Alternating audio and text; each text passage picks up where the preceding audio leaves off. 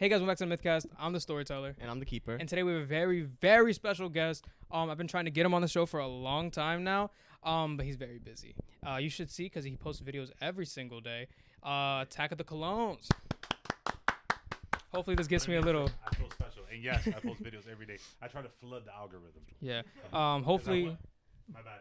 I'm sorry, guys. No, you're good. You're good. You're good. Hopefully the algorithm takes his viewers and slides them over a little bit. Makes my life a little easier. Just a tad. We should definitely start posting on TikTok. We're starting a little bit. It's not a lot of viewers, but it's a couple thousand viewers. So, but what you could do is that you could tag me in this video on YouTube, and I think it'll show up on my page, right? I'm not sure. I have no But idea.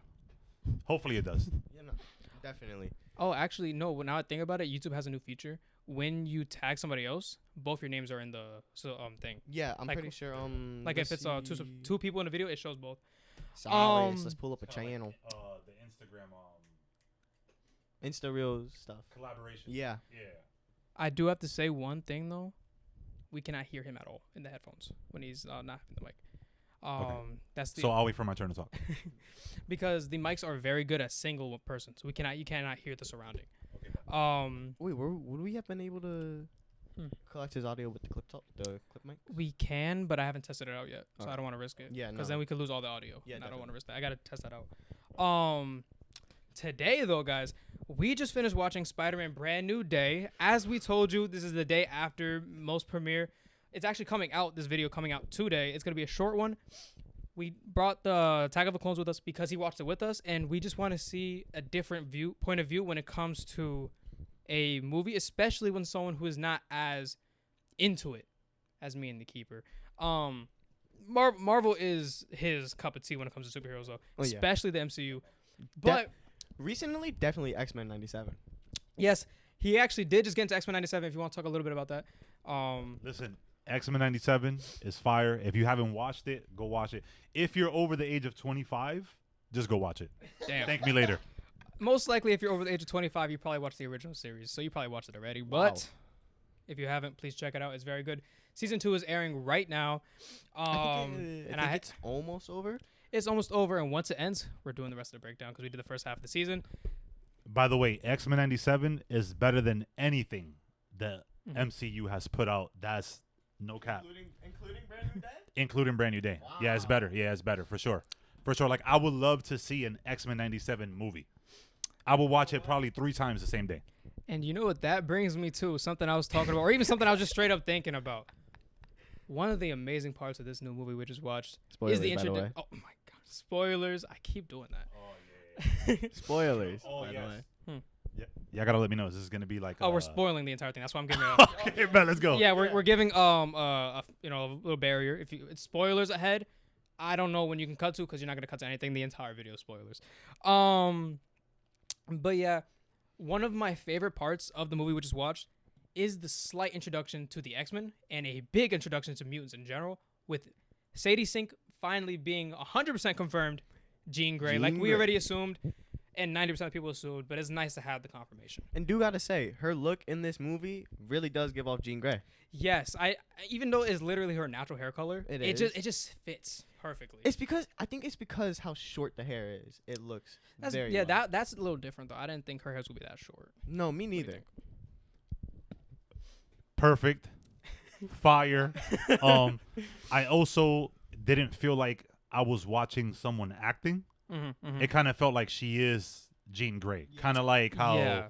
the dude who plays Deadpool.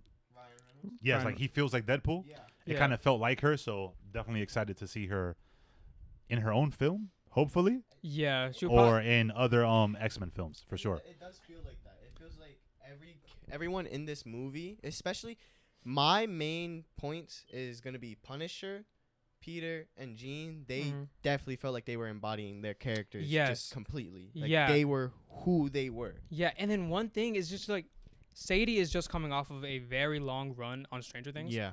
And sometimes people after that long of a time can get overly attached to the character, Mhm. and it can leech onto their other roles, Or they'd be typecast. or they could be typecast. And the fact that this is such a drastic difference, well, not so drastic, especially because the season Supernatural.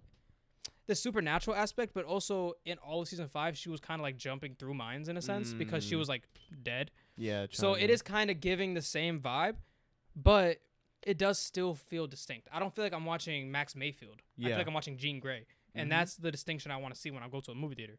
So, especially recently, I have been of the mindset of anybody could play anybody, and I have not been stuck in nostalgia. Yeah. That is he. I'm sorry, I have to call it out because listen, when it comes to content, I keep it real. That's cap. Cap.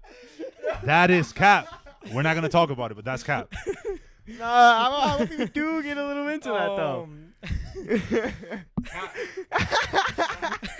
That's cap. I'll keep it on. When I say I'm not into nostalgia, let's clarify a few things. I mean, in the sense of, I'm not so stuck up on an actor playing a certain character no more. Like like especially let's Austin take Butler. Yeah, it's almost like he read my mind. Let's take Channing Tatum, for example. He is probably the worst pick ever to play Gambit. He's not the And- worst pick though. Hold on. And if they would have got someone like Austin Butler, that would have been a very nice pick, and I'm perfectly okay with them recasting him. Literally any day, they can redo Doomsday with the guy. I am perfectly fine. I'll live with that. So your point is, let's get Elvis to Yeah. play the Cajun thief, who, mind you, was already established Yeah. in Deadpool and Wolverine Yeah. by someone who actually knows the character, who cares for the character, who's been wanting to do this since. Wait, when did X-Men Origins Wolverine come out? I want to say what 20 2000. like 2013. Whoa. It was like X-Men Origins it Wolverine. was like anywhere from 2010. It down. came out in like I think 2008, 2009, around that time. Maybe, yeah, One of maybe. those. So he's been wanting to play Gambit ever since then, and yet you still want Elvis to play him. Who, mind you, he embodied Elvis, yes, but got a lot of backlash. Oh, the movie did really good though. The movie was good, Um, but at the end of the day, I don't think he played a good Gambit. Sure, he could do the accent, He could do the accent very well. but it's something not Channing him Tatum embodying can't. the character. But I doubt just he would still embody the believe character like that, you think. I I think you're just going based off looks in Oh, general. am, and that is perfectly okay to do It's not. nowadays. It's not. There's a reason why fan casting has become so popular, because people like to see who they think will look good. But even then, on a real note, I genuinely don't think he has the connection to the character. Whoa. He has a connection. Let me finish my statement before anybody starts talking. Right? Yes, mentally he has the connection, but I feel like because he physically has a connection to the character. That's not taken away from the guy. I mean, because of what's the word I'm looking for? Because of his introduction in such a jokey mood, I don't think he can take away from the jokeness. Can you put this hat back? I don't think he could take away from the jokiness of his original on-screen appearance. It's also okay to put timestamps on your videos so they can know when the brand new day review officially starts. Just to keep you conscious. Okay. Let's get going. He is right. This video is about brand new He day. is right. And I'm gonna save my tangent for whenever an X-Men movie comes out. And if they use Gambit as Channing Tatum, we'll talk about it then. Mm-hmm. But for now, we're going to be talking about Brand New Day and all of its aspects in a general sense. We're gonna get in deeper next week. How do you feel about the movie? So, me personally, 10 out of 10. You know, I love Spider-Man. Mhm. Maybe a little biased because of Spider-Man. But Spider-Man, Brand New Day, 10 out of 10. Perfect movie. Would only change one thing. I That would would've only been change bad. one thing. Mhm. And that would be... Let's see the X-Mansion at the end. Yeah, that was my thing. I would have preferred to see the X-Mansion at the end when Jean Grey was leaving. Not for them to walk into it, not even Mm-mm. have a sign, but just a giant mansion in the background, just to tease the team a little bit. Because there was a little sky view shot of New York greenery. That would have been a perfect it would have been place to put so it. perfect. Just to Because, zoom out. mind you, it is in a forest, woods like area. It is on the outskirts of New York. Yeah. So, could have done that. But that's the only thing I could say about the movie. Other than that, it was a genuinely great movie. Mhm. And Marvel has been looking up ever since Thunderbolts. Because they are genuinely taking emotional Mhm. steps with their characters.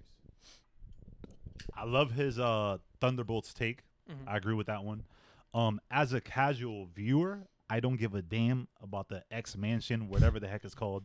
The movie was fire. I don't necessarily give a lot of movies or shows 10 out of 10, but I give Brand New Day a 10 out of 10. As a casual viewer, if I'm gonna go there with my stepfather, if I'm gonna go there with the kids, if I'm gonna go there with my brothers, the boys, this is a fun movie to watch. Okay. It's a good time. It has the perfect amount of emotion, action. That's what we watch superhero movies for. Yeah, I think it's for the action, right? The action. The suit looks good. Oof, I finally respect Tom Holland as Spider-Man, and yeah, that's like my honest first reaction without going in too deep and into details and stuff like that. Yeah, I had what I believe a very, very good connection to it. I'm not gonna say it here because that does take a little bit of time, and I want to save that specific comparison for the main show. But my personal take is I believe the movie was a 10 out of 10. Besides the X-Mention thing, which is just nitpicking, that's literally just a nitpick take. It has nothing to do with the actual plot of the movie. That's just a visual change they could have done. And I just feel like it could have helped them out in the future unless they're doing some type of like full change to the universe with the mutants later down the line, which I feel like they might. Like I said, I think the movie would be a nice 10 out of 10. There's really nothing to say about the movie changing, you know? No, yeah, I fully agree with you. Yeah, today is supposed to be a very just chill, relaxed, short video, but I do want to leave you guys on just one last thing. If you go to see Brand New Day, please use code MythCast for free tickets. We love you guys. I just have one question. Yeah, what's up? Is Spider-Man or did the MCU just make Spider-Man a mutant? That is a good question. That is a really good question. Hold on. And I was thinking about that too, and I was talking to the keeper about what? that in the actual movie. You want to say something first? Yeah. Honestly, it could make sense that they would be going in that direction, but then again, that would also be taking away from the distinction of a mutate and a mutant. Like Hulk is a mutate. Yeah. Gamma radiation, he mutated into Hulk. He's a mutate. Peter was originally a mutate, and Deadpool is also a mutate too. Deadpool is also a mutate. He's not a mutant. But he's a mutate. So that's why I didn't like him too if much. If Spider-Man is going to be turned into a mutant, it would make way more sense for the Spider side to definitely get a hold of him at certain times, like how it did in this movie, but to an extent to where he would control it if they decide to make him a mutant. But I don't think that they would go that route. I don't think they're going to go that route for a few reasons. And I'm going to start with the way that I believe they can before I get to that. I think that it would be a great way for him to have a stronger connection with Jean Grey and further mutants, and he can be almost like a founding pillar for the X-Men team, which would be that'll be a very big change to the storyline. But it would give kind of like a opening, in a sense, to have someone such a big connection to the world have such a drastic change. And considering we might get Miles in the future, he could really go from student to teacher, considering that he was taught by Iron Man. And he can take that to also training Miles and helping with the future generation of mutants. And maybe Miles is a mutant. Maybe instead of getting bit by a spider, he is just a spider mutant. And he's at the school, and that he gets to take him under his wing, and then that's how Miles becomes Spider-Man. We didn't even get Peter's whole thing about if he was bitten by the spider or not. All we know is that he was just Spider-Man. We didn't even get to know if he was bitten. Homecoming or in not. In Homecoming, I think he said he's something about getting bit by a spider. And with Friendly Neighborhood Spider-Man being very loosely based on Tom Holland, he did get bit by a spider there too. Yeah. So in that show. But I'm saying like in Homecoming, it wasn't like it just said it just stated the whole spider. It stated the whole spider bite. But it didn't go more into it. Usually it would state how like cuz on Spider-Man, he still has the he still has the scar of the mark. You don't see the scar anywhere. It wasn't like it's either always on his hand or somewhere on his like. Yeah, but I do think it was kind of like implied in a sense. Like I don't think they're gonna go the route that he didn't get bit. Yeah. He's definitely gonna get bit. The Friendly Neighborhood Spider-Man, Mhm. the show that just came out last year, I think. Yeah, Right. 2 years ago. Yeah. Is that based on Tom Holland? Yeah. So it was originally supposed to be an origin story, prequel For Tom Holland. prequel, but then they wanted to tell other stories, like with Green Goblin and all that, and Tom doesn't have that yet, so they kind of branched off. I always thought it makes sense because Mhm. like No Way Home has Doctor Strange in it, Mhm. and the reason he got bit by the spider in Friendly Neighborhood Spider-Man was because of Doctor Strange fighting. I forgot. I had one more question. Mhm. So we watched the movie in standard format. Yeah. Would you recommend your viewers, you know, like whoever's watching, to watch it on D-Box, IMAX, or 3D? I would recommend. I wouldn't recommend IMAX. I would recommend D-Box. D-Box, Yeah. maybe D-Box Standard Edition, because money wise. Mhm. Because we didn't watch it in D-Box. We watched just regular standard, like near the front. And the scenes that of him swing, especially those early scenes of him swinging, Yeah. I could just imagine.